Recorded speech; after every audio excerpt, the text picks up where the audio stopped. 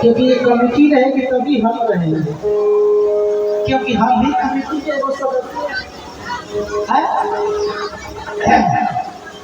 तो मैं आपसे निवेदन कर रहा था मेरे भाई भाई कि भगवान वामन जब भिक्षा मांगने लगे कि माँ भिक्षा देही, जब सबके पास भिक्षा मांगने गए, सबसे मांगने के बाद में कहाँ गए?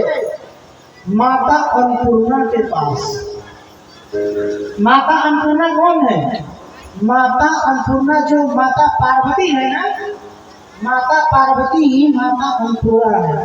अन्नपूर्णा माता के कृपा से ही सारा संसार का जीव जो है जीवित है, क्योंकि हम हैं, आप हैं।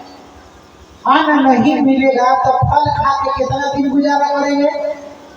तो अन्न कौन है?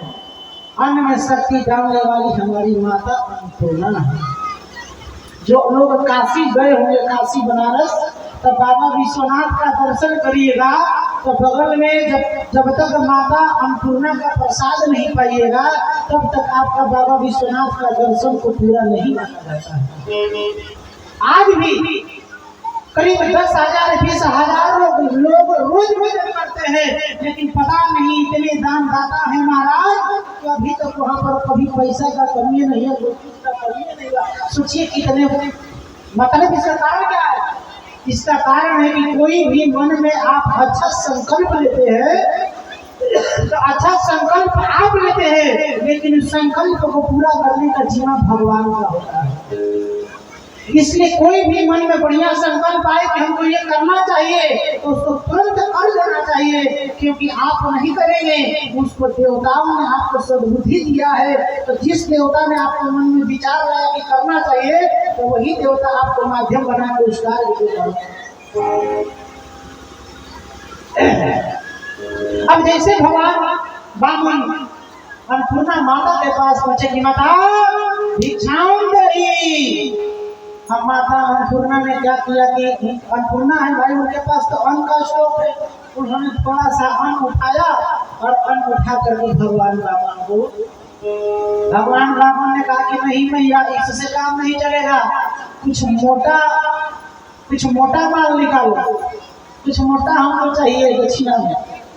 माता अदिति ने कहा कि अगर मोटा दक्षिणा चाहिए तो आपको मोटा जजमान के पास जाना पड़ेगा। तो मोटा जजमान कहाँ मिलेगा भाई? तो मोटा जजमान भगवती में न मिलेंगे जी। माता अदिति ने कहा कि मोटा जजमान स्वर्ग के अभी जो राजा है, राजा बलि, वही आपके लिए मोटा जजमान है। आप जो मांगेंगे आपके लिए वो सारा कुछ देंगे। भगवान वामन अब वहां से सीधे पहुंच गए कहाँ पर? राजा बलि के यहाँ। तो राजा बलि जब स्वर्ग के राजा बने थे तो हर रोज जब कराते थे, हर रोज जब होता था, हर रोज लाखों आदमियों को दान करते थे। और जब सब लोग दान लेने जाते तो उसी में भगवान वामन भी अपना नंबर लगा लिए।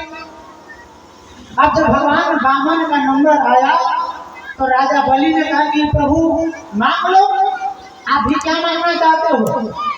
तो भगवान वामन ने कहा कि राजन, मैं ब्रह्मचारी हूँ, कहीं पर भी किसी भी क्षेत्र में मैं जाता हूँ, किसी के खेत में जाकर के मैं गंगा किनारे झंडा गाड़ता हूँ कि कुछ दिन तपस्या करूंगा, कुछ दिन भजन करूंगा, पूजन करूंगा, लेकिन जो खेत के मालिक होते हैं वो आकर के हमें डांटने लगते हैं कि नहीं बाबा, जल्दी यहाँ से झंडा गाड़ो और यहाँ से जाओ, क्योंकि आप बाबाओं का यही काम है कि आप बाबा लोग आते हो, सबसे पहले तो आप लोग झंडा गाड़ते हो और झंडा गाड़ के 2 महीना के बाद आप लोग जमीन पर कब्जा कर लेते हो, फिर आप लोगों को हटाना मुश्किल हो जाता है।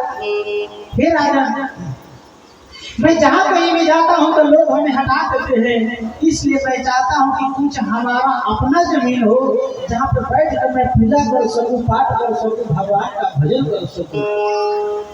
ए लड़का है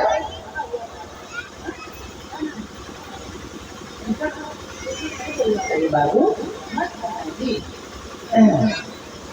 अब मेरे भाई बहन, राजा बलि ने कहा कि तो मांगिए। भगवान वामन ने कहा कि हमको मात्र 3 पग धरती चाहिए, कितना? 3 पग, 1 2 3। राजा बलि अपना सर खुजाने लगे। ये कहाँ से भुलाई भटकर ब्रह्मचारी आ गया भाई हमारे यहाँ। राजा बलि ने कहा कि फिर से राजा सोच लो और सोच करके फिर से बोलो, कहीं 3 पग धरती कम न पड़ जाए। भगवान वामन ने कहा कि नहीं, मुझे तो 3 ही पग चाहिए। राजा बलि ने कहा कि 3 पग में ऐसा क्या है? भगवान वामन ने कहा कि जब आदमी का जन्म होता है तो जो बच्चा का जन्म होता है, तो आप देखिएगा कि जन्म होने के बाद जिस पालना में बच्चा को सुलाया जाता है, उस बच्चा के पैर से नापिएगा तो 3 पग के पालना होता है। जहां आदमी जिस बेड पर सोता है जवान होने के बाद, तो जिस बेड पर वो सोता है, आप कभी भी रात में या दिन में नाप करके देखिएगा, वो कितना का होता है? मात्र 3 पग का होता है। 1 2, माने थोड़ा सा ज्यादा निकल जाए तो ये तो कहेगा कि बाबा झूठ बोले थे, थोड़ा तो हुई है, लेकिन 3 ही पग का होता है। और जब आदमी की मृत्यु होती है तो जो चिता सजाया जाता है वो भी कितना पग का होता है? हेलो, 3 ही पग वो होता है। तो भगवान वामन ने कहा कि जब जीविता से लेकर के जब तक हम मरने नहीं जाते तब तक हमको 3 पग की धरती की आवश्यकता है। तो जब 3 पग में हमारा काम हो जाएगा तो हम 10 एकड़ 20 एकड़ मान के क्या करेंगे? धन कमाना अच्छी बात है, लेकिन धन का ज्यादा